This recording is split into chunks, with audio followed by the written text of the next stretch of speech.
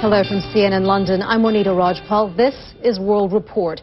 It has killed hundreds, displaced thousands, and affected upwards of 1 million people. We are looking at extreme flooding going on right now around the world. In Brazil, evacuations are underway after heavy rains triggered massive landslides near Rio de Janeiro.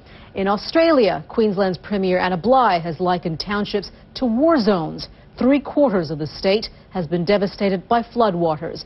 And monsoonal rains in Sri Lanka have caused the worst natural disaster since the 2004 tsunami. More than 28,000 troops have been deployed for rescue and aid operations. We begin our coverage in Brazil, where torrential rains have sent avalanches of mud and debris smashing through houses in the mountains outside Rio de Janeiro. On the phone for us now is Helena de Moura, who's in one of the worst hit areas, Teresópolis. Helena, tell us, what are you seeing? Well, I am actually in the city of Rio de Janeiro, and we are heading to... are finally receding in northeastern Australia, and the extent of the devastation there is becoming clearer from the worst flooding in decades in the state of Queensland. Phil Black looks at the heartbreaking task many thousands now face in Brisbane, where more than 25,000 homes and businesses were affected.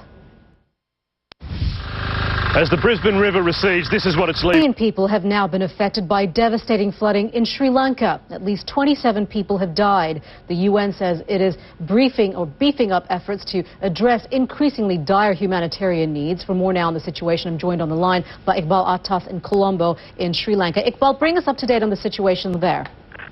Monita, though the rains have stopped... I understand that we've been seeing reports that the humanitarian situation in Sri Lanka is likened to the devastation that was caused by the 2004 tsunami. In terms of the lessons learned there, are they being applied now?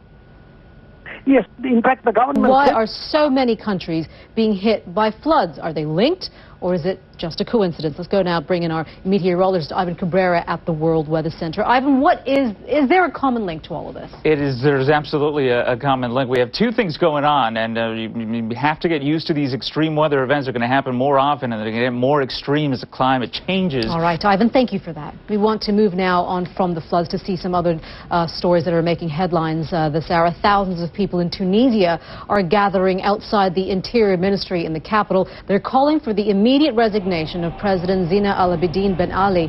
The country is also bracing for a general strike as workers protest soaring prices and unemployment. The president has implied that he'll step down at the end of his current term in 2014. He has also offered several other concessions. Lebanon remains in political limbo today. The country's president will open talks on creating a new government Monday, listening to lawmakers' choice for the next Prime Minister. The unity government of Saad Hariri, now caretaker Prime Minister, collapsed on Wednesday after Hezbollah and its allies resigned en masse. Hezbollah tried for months and failed to convince Mr. Hariri to reject a UN investigation into the assassination of his father, former Prime Minister. That probe is expected to point a finger of blame at Hezbollah. Well, for more on the political crisis gripping Lebanon, CNN contributor Mark Sirois joins us now from Beirut. So where do things stand right now? We understand that Mr. Hariri has been charged with a caretaker government now in Lebanon, but things are far from smooth at this point in terms of who will make up the next government. Hezbollah knows what it wants.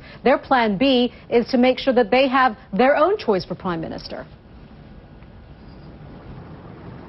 Well, it's unclear whether they want their choice of Prime Minister. Mark Sirois, Beirut, thank you very much. Still to come, students in the crosshairs. Themes like these the Taliban wanted to put a stop to, educating young girls.